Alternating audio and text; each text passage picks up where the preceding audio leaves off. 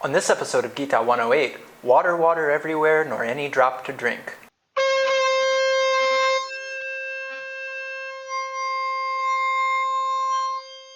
Hi, and welcome to Gita 108. I'm your host, Jagannath Das. Pop quiz. 60% of your body is A, oil, or B, water?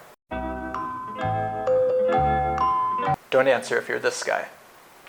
Also, 70% of the human brain is water. It takes 1,799 gallons to raise a pound of beef.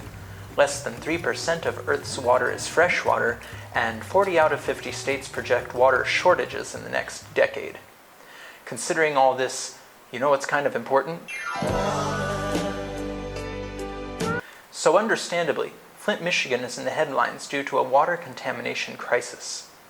But what's more, the news is nothing new. Flint lives matter! Flint residents have been living with water safety questions since this city disconnected from the Detroit system and went back to using this, Flint River water, in April of last year. Scenes like these in Flint echo neighboring Highland Park and Detroit's water crises, which have been ongoing for more than 15 years. Every time I get a bill, it's up $2,000, $2,000, $2,000. For what?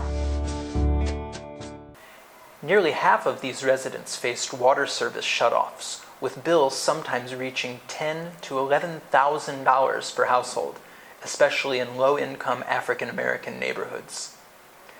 Apart from just Michigan, California and other states have their own stories to tell.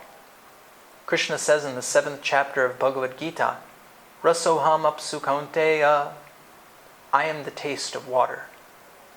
Water is often thought of as tasteless, but actually it's the essence of tastiness because it enables us to access all tastes. What happens when you see something delicious? On the other hand, 1 in 5 Americans report experiencing dry mouth. Talk to your doctor. You are not alone. In general, the Gita views things in terms of cause and effect, the outside environment being a reflection of the ecology of the heart. In a 2009 interview with Bill Moyers, Jane Goodall shared this African proverb. There's a saying, we haven't inherited this planet from our parents, we've borrowed it from our children. When you borrow, you plan to pay back. We've been stealing and stealing and stealing, and it's about time we got together and started paying back. Depletion and contamination of groundwater are just the beginning of our children's future environmental load.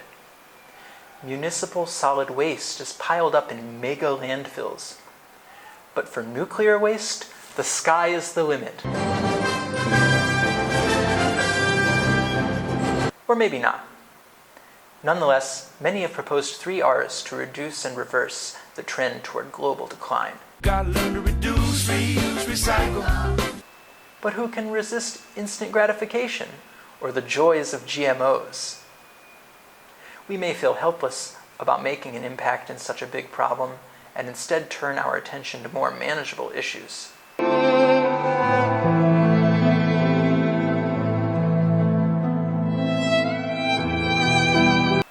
But we can make a difference.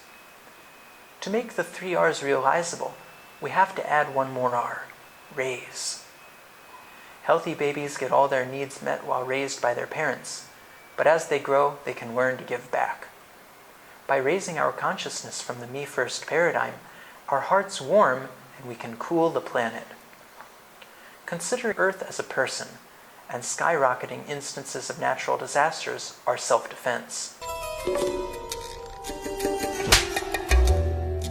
But in addition to these hard-line cause and effect analyses, technically called karma, sympathy is another important factor in the bhakti life, and that's called dharma. So asking why somebody deserves to suffer comes way, way after doing our part to assist in the ground reality of the situation. Today we've looked at the water crisis in particular and ecological concerns in general. We've discussed this in 4 levels. There's the problem and its magnitude, the solutions that have been proposed at the material level. Then we discussed the solutions and understanding at the spiritual level, and how we can contribute to the solution practically as individuals. Interested in reading more about these subjects? Comment below And while you're down there, you can find links for more. Thanks for watching Gita 108. I'm Jagannath Das, at your service.